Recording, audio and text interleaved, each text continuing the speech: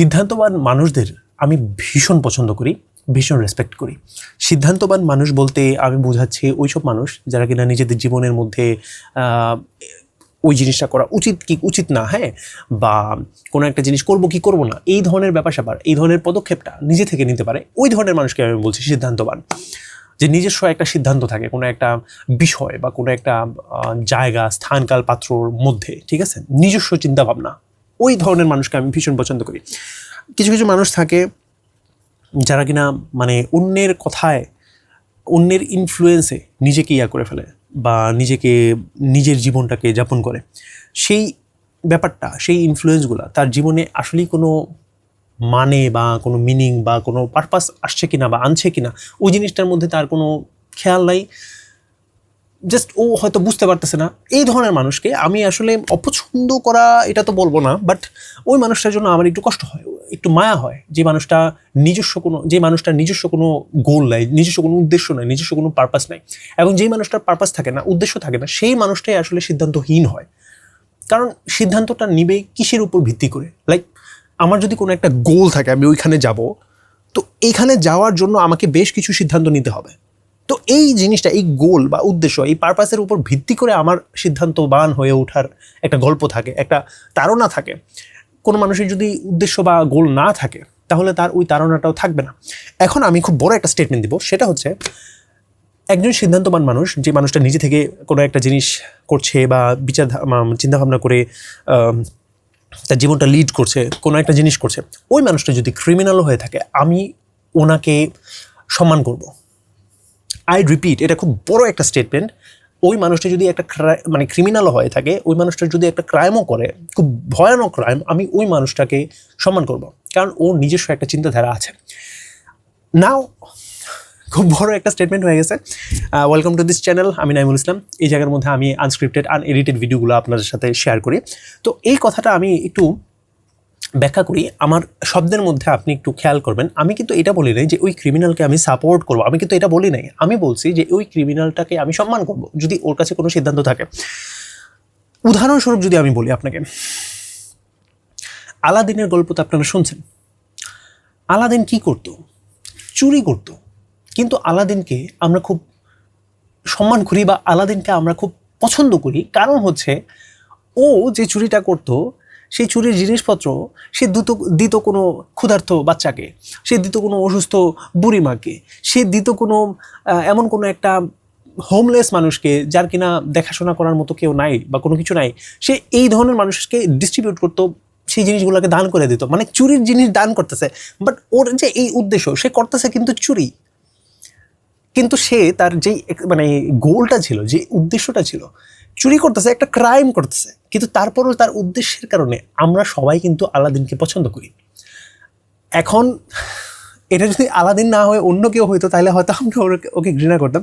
তবে হ্যাঁ, এটাও একটা ব্যাপার, ইন্ডিয়ার জাকির খান একটা কথা বলছিল যে আলাদিনকে আমরা পছন্দ করি কারণ আলাদিনের গল্পটা আমরা ওর পার্সপেক্টিভ থেকে শুনতেছি।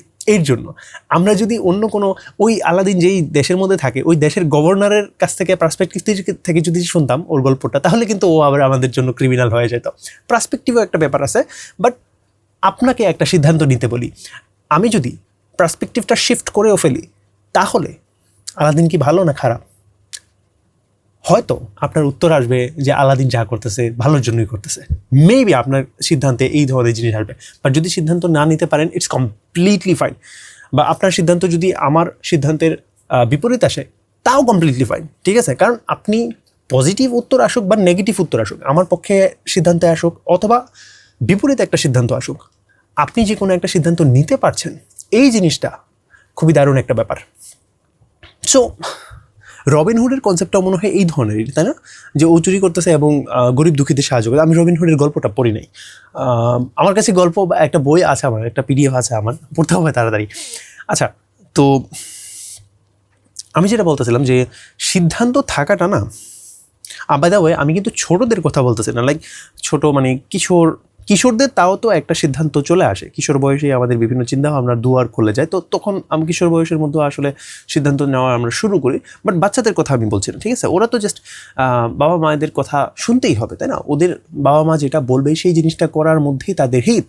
আমি ওদের কথা বলতেছি না, যারা বড় হয়ে গেছে কৈশোর থেকে, যদিও কৈশোরকেও মানে কিশোর মানুষদেরকেও এই জায়গার মধ্যে ইনক্লুড করাটা উচিত না, বাট যেহেতু কৈশোর বয়সের মধ্যে আমরা নিজে থেকে চিন্তা ভাবনা করা শুরু করি, আমাদের নিজস্ব চিন্তার দুয়ার খুলে যায়, তার জন্য আমি কিশোরদেরকেও এই জায়গার মধ্যে ইনক্লুড করতে চাচ্ছি, এটা আমার ইচ্ছা, ঠিক আছে?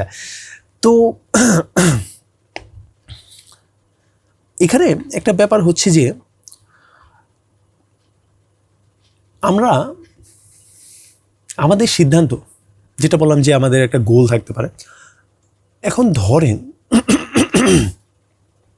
আপনি যে গোলটা, আপনি যে লক্ষ্য বা উদ্দেশ্য বা পারপাসের পিছনে ছুটছেন, ওই পারপাসটা আরও 10টা মানুষের কিন্তু থাকতে পারে। সাপোজ আপনি, আমার পারপাসটা বলি, আমি পৃথিবী ঘুরতে চাই, আমি বাংলাদেশ ঘুরতে চাই, বাংলাদেশের 64টা জেলা ঘুরতে চাই, এটা আমার পারপাস। এখন এই পারপাসটা আপনাদের মধ্যে আরও 10 জনের থাকতে পারে, আমি সম্ভাবনার কথাটা বলবো না, থাকবে, আমি এটা বলতেছি।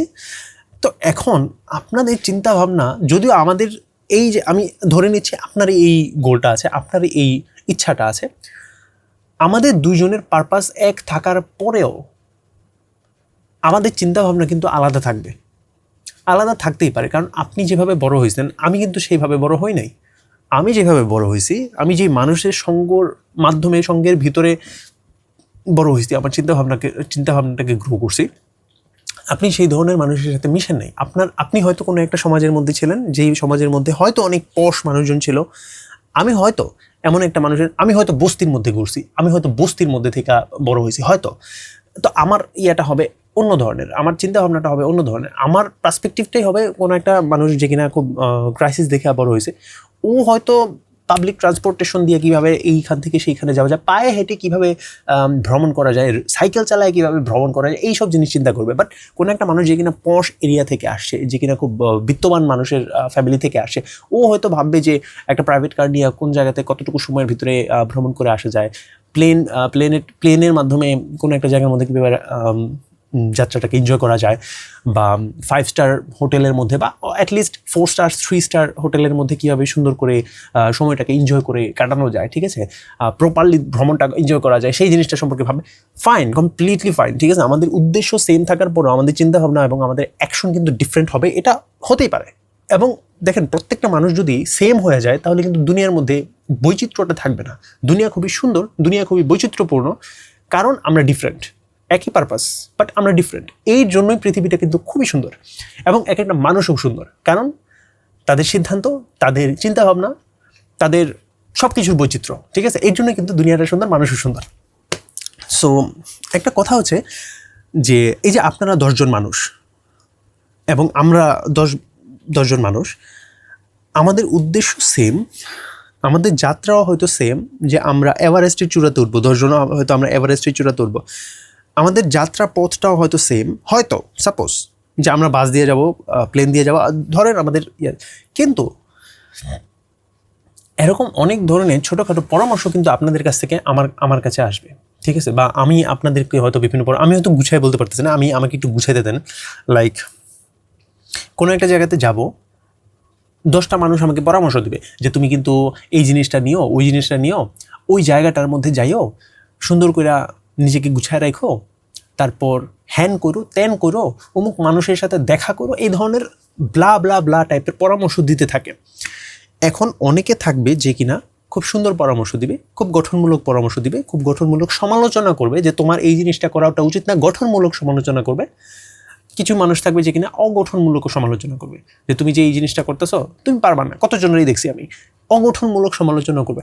এখন সিদ্ধান্ত এর মানে এই না যে আপনি সব সময় জাস্ট নিজের কথাই, নিজের সিদ্ধান্তই নেবেন। হ্যাঁ, মানে জিনিসটা একটু বুঝেন। হ্যাঁ, আমি নিজেও একটু ভাবতেছি জিনিসটা সম্পর্কে, কারণ সব সময় কিন্তু আমরা নিজস্ব একদম 100% নিজস্ব সিদ্ধান্ত নিই না।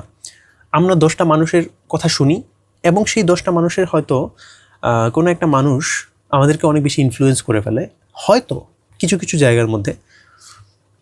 আমরা ওর কথাটাই মানা শুরু করি যে হ্যাঁ ওর কথাটা ঠিক, ওর কথাটাই শুনি।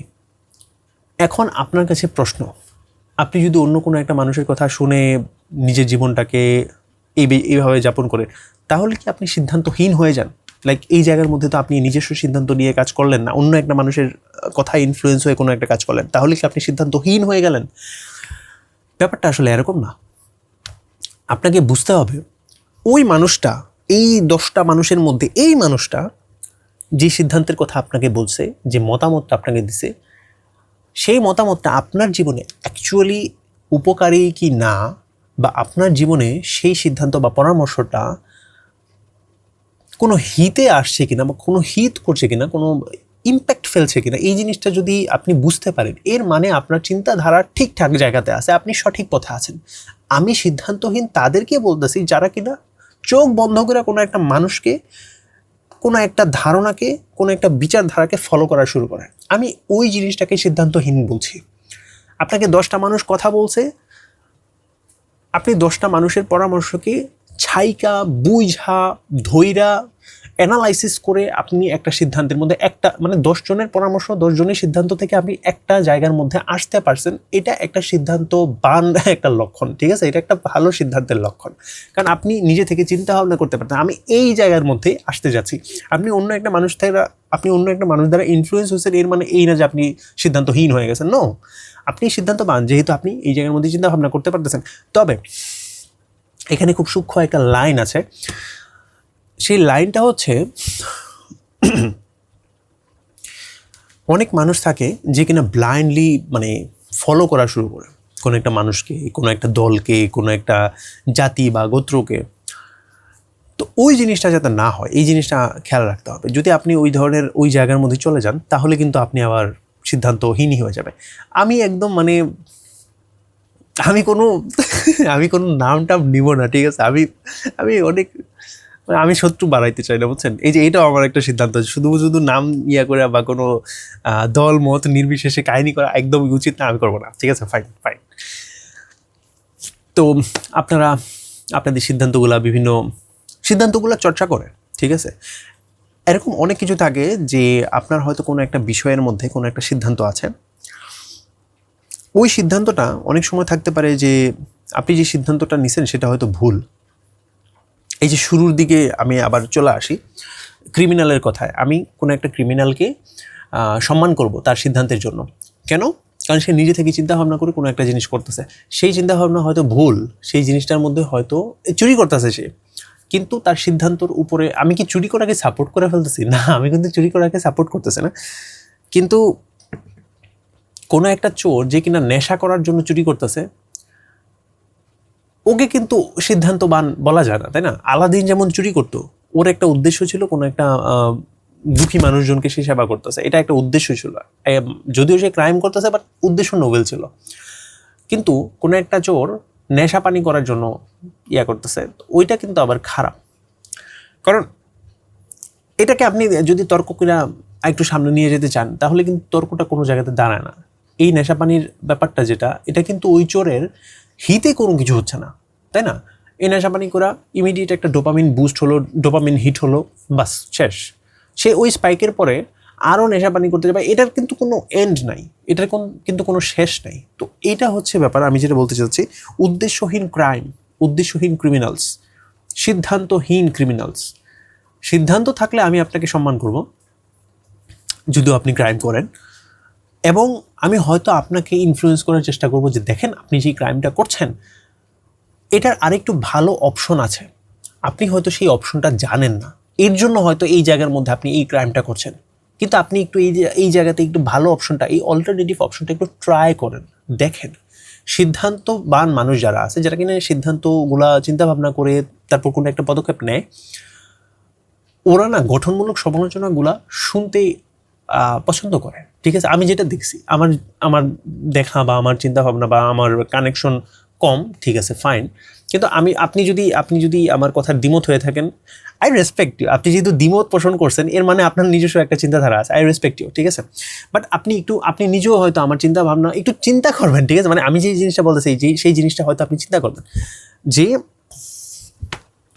একটা সিদ্ধান্তবান মানুষ মানে এই যে 10টা মানুষের পরামর্শ এটা শোনে, ঠিক আছে, মানে ফালায় দেয় না যে আরে আমার আব্বা এই জিনিসটা বলছে বা আমার বড় ভাই এই জিনিসটা বলছে বা কোনো নেতা এই জিনিসটা বলছে, আমি আর কোনো বাজ বিচার করলাম না যে এটা ভালো কি না, আমি কোনো বাজ বিচার করলাম না যে ওই জিনিসটা, ওই নিয়মটা, ওই আইনটা আমার জন্য অ্যাকচুয়ালি কোনো বেনিফিট আসবে কি না, আমার বা আমার আশপাশের মানুষ, আমার সমাজের হিতে এই জিনিসটা আসছে কি না, আমি কোনো বাদ বিচার করলাম না, বাস আমি ওনাকে আইডল মানি, আমি ওনাকে সাপোর্ট করে যেতেছি, দিস ইজ রং।